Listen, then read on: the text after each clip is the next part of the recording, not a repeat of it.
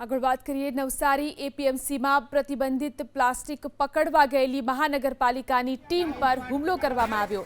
ભાજપના પૂર્વ કારોબારી ચેરમેન પિયુષ ગજેરાએ પાલિકાના કર્મચારીઓ સાથે ગેરવર્તન કરી અને ધમકી આપી। બુધવારે મનપાની ટીમે એક ઇકો કારમાંથી પ્રતિબંધિત પ્લાસ્ટિકનો જથ્થો જપ્ત કર્યો હતો। પાલિકાની ટીમે કાર્યવાહી શરૂ કરતા કાર ચાલકે માથાકૂટ કરી ભાગવાનો પ્રયાસ કર્યો। કાર ચાલકે મનપાના કર્મચારીઓ ઉપર કાર ચડાવી અને જાનથી મારી નાખવાનો પ્રયાસ કર્યો। ઘટનાની જાણ થતાં પાલિકાના પૂર્વ કારોબારી ચેરમેન પિયુષ ગજેરા ઇકો ચાલકના સમર્થનમાં સ્થળ પર પહોંચ્યા।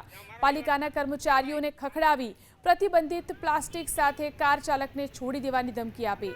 એટલું જ નહીં, હું કોણ છું એ જાણી લેજો, 2 મહિના પછી બતાવું કહી અને પિયુષ ગજેરાએ પાલિકાના કર્મચારીઓને અપશબ્દો પણ બોલ્યા।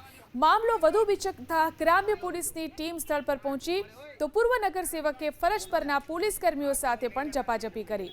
ભાજપના પૂર્વ હોદ્દેદારની આ જ દાદાગીરીને લીધે મનપાના અધિકારીઓ અને કર્મચારીઓમાં ભારે રોષ છે।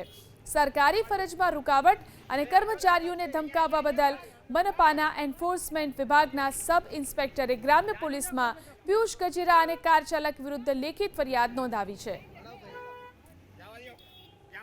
આજરોજ સવારે અમારા વિસ્તારમાં રહેતા પ્લાસ્ટિકની દુકાન જે એપીએમસી માર્કેટમાં દુકાન ચલાવે છે, આગળ 2-3 વાર એ લોકોને કંઈ ઝીરો યુઝ પ્લાસ્ટિક બાબતે એમને દંડ પણ કરવામાં આવ્યો હતો।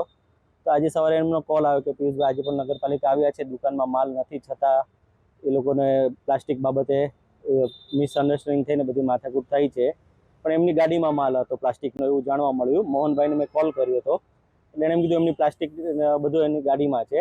ચેકિંગ અને ઇન્સ્પેક્શન કરવામાં આવતું હતું ને જે તે વખતે જે પ્લાસ્ટિક પ્રતિબંધ મળ્યો છે આના ઉપર કાર્યવાહીના ભાગરૂપે જે છે અમારી ટીમ ત્યાં ગઈ અને જ્યારે પ્લાસ્ટિક જપ્ત કરવા લાગી ત્યારે જે છે આમાં વચ્ચે ઘર્ષણ થયું છે અને આ બાબતમાં અમારી ટીમે જે છે પોલીસમાં ફરિયાદ પણ દાખલ કરી છે। બિલકુલ, અમે જે છે પોલીસમાં પુરાવા સાથે જે ફરિયાદ દાખલ કરી છે અને વિશ્વાસ છે કે જે છે આમાં આગળની જે છે જે પણ કાર્યવાહી છે